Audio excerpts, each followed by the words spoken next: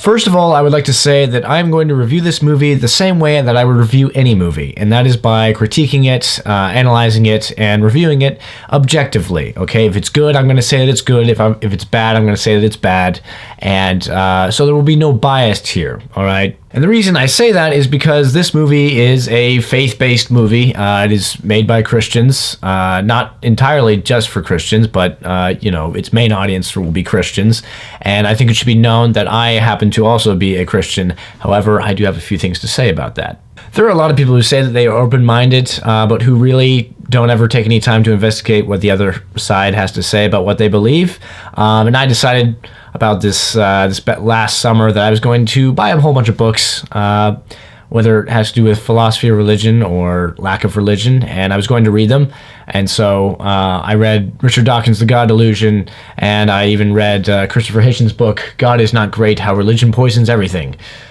What a subtle title. Well, anyways, what I'm saying is I have many more books to read, and I'm going to read many more from different perspectives, different points of views. I even plan to read the Quran, even though I've read the Bible my entire life. So the way I would describe myself is a person who is open-minded, who is a Christian, but definitely a skeptical one at that. Also, a heads up, I think I'm going to actually make a video about some of the books I've read that have to do with philosophy or religion or politics, because I think it's a very important thing to read from different sides and investigate other sides. And I would like to spread that message because knowledge is power. That is another video for another time. Right now, let's talk about The Case for Christ. Directed by John Gunn, starring Mike Vogel, The Case for Christ is a movie that was produced by PureFlix Studios. Now, I have some things to say about PureFlix. I have seen two of their other movies, and those were God's Not Dead and Do You Believe, and I've got to say they were complete trash. Most Christian movies are complete trash, like crap.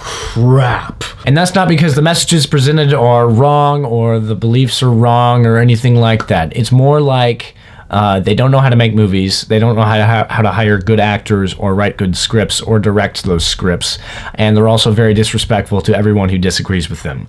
That's how most Christian movies are, and that's why I hate them. So why was I optimistic about The Case for Christ? Well, that would be because of Rotten Tomatoes. It currently, last time I checked, has a 78% on Rotten Tomatoes from critics, and that is not bad at all, actually. And that gave me pause, because I was like, wow, well, maybe these Christian studios are making better art. Maybe they're actually making art now. So that alone intrigued me enough, and so I decided I was going to go see the movie. And much to my surprise, it was actually not bad. Like, not bad at all, really.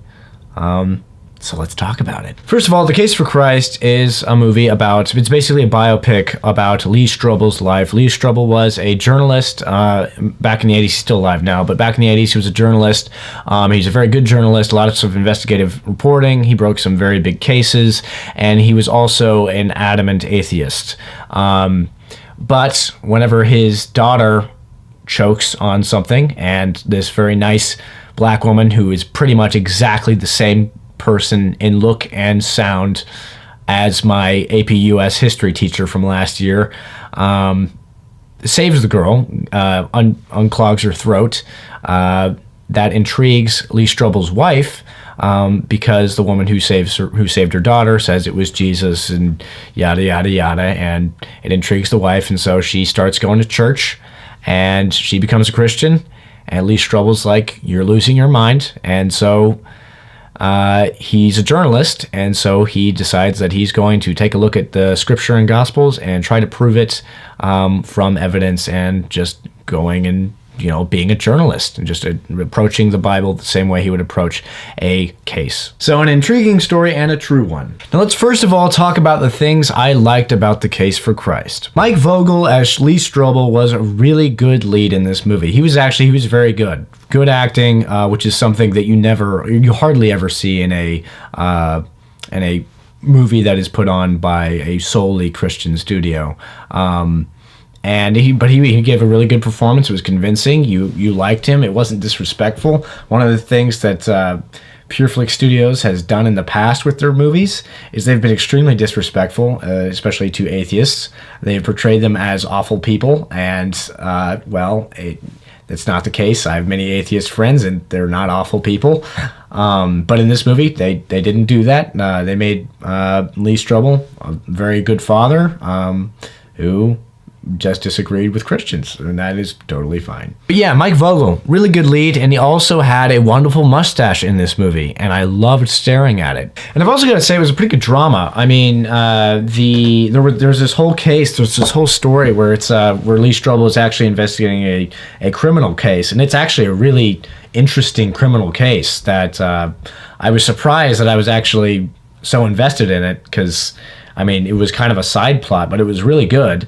And I thought that the way that the story was told between Lee Strobel and his wife and his marriage struggling through them both holding very polar opposite views on the whole matter of religion, I thought that was told pretty well, with some flaws that I'm going to talk about later. But I thought overall it was a pretty good drama. I was very surprised. Another thing I liked about The Case for Christ is, even though it was kind of a message movie, it wasn't beating you over the head with it like in some of the other, like God's Not Dead, where it was really beating you over the head with all kinds of basically propaganda. That movie could have been interesting. It wasn't, though. I mean, it could have been good, though. It was an intriguing premise, and they didn't do anything with it. But anyways, that's another movie. But anyways, to put it more simply, I would say that The Case for Christ you didn't feel like a pastor was literally beating you with a Bible, from side to side, each cheek, forcing you to turn the other cheek. And now we must get to the negatives. With the exception of Mike Vogel's performance, the other performances in the movie I thought were either decent or weak. Lee Strobel's wife in the movie was not very convincing. The actress who played her, I don't know her name, but she was not very convincing. I thought some of her lines of dialogue could have been delivered a lot better. I thought pretty much all the performances besides Mike Vogel's were pretty decent to weak, and that's just one flaw that I definitely noticed. The script I thought was okay, but it was definitely clunky here and there, and there were definitely scenes where, while I say that the movie wasn't too preachy, there were definitely some scenes where I thought that the dialogue seemed to have been written by a pastor who doesn't really know how to write. I mean, it wasn't like terrible, but you could tell that, this was made by a group of Christians, which is of course fine, but it just didn't sound quite right. I just don't think people would talk that way in real life. And also, the movie seemed a bit long. It was, I think, only an hour and 45 minutes long, but it seemed a lot longer than that. I didn't really notice the length as a problem, but it did seem like I was in the theater for a long time. However, probably my biggest flaw with The Case for Christ is that the evidence that is presented in support of Christianity, in the cases that convinced Lee Strobel, while presented very well, I thought they were somewhat presented slightly unfairly, because there weren't that many counter arguments that were presented in this movie. It was somewhat one-sided, which is to be expected, but I would have liked a bit more tug of war, maybe some more contemporary arguments blended in to make it a more interesting movie, a more thought-provoking movie. I just would have liked it to seem a bit more fair than I thought it was. The Case for Christ gets a solid C, like a 7.75 out of 10. Studios like Flix are still not making great movies, but The Case for Christ was a really decent movie that I think deserves some attention. It's leaps and bounds ahead of what the Christian studios have put out in the past. Leaps and bounds. It was much more enjoyable, much more fair. It was actually art, and I think that's very encouraging. And I wonder what the comments are going to say on this video. That'll be interesting and scary. If there is any chatter, keep it calm, keep it cool, keep it tame. But please tell me, have you seen The Case for Christ? If so, please comment below and tell me what you thought of it. Also, if you have any books for me to read, like philosophy, on philosophy or religion or politics, please, just comment, tell me about them. Because, I read Richard Dawkins' The God Delusion, I read Christopher Hitchens' book, and I thought those were really interesting books that presented me with a whole lot of questions to consider and wrestle with. And I think that's healthy for the mind, because they come from fundamentally different sides of the spectrum from me. And I think that's fine, and I I like to be open-minded, so if you have any books for me to read, please tell me about them, and I will probably pick up a copy sometime. But anyways, if you liked this video, please like it and subscribe. Tell your friends about the channel, and please, please, have a wonderful day. It's rainy outside, but still wonderful. Yeah.